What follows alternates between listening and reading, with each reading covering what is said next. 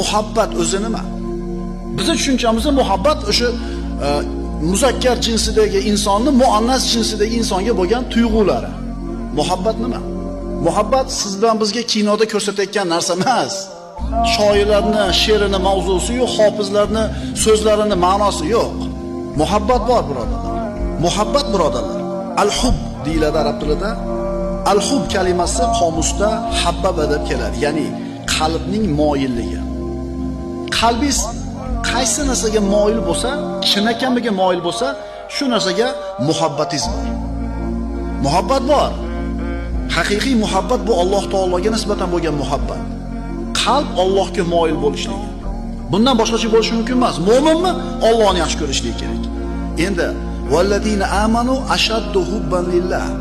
Iymon keltirganlar Allohga muhabbati qattiq bo'ladi. Qalbi Allohga moyil bo'ladi. Tushunarlimi?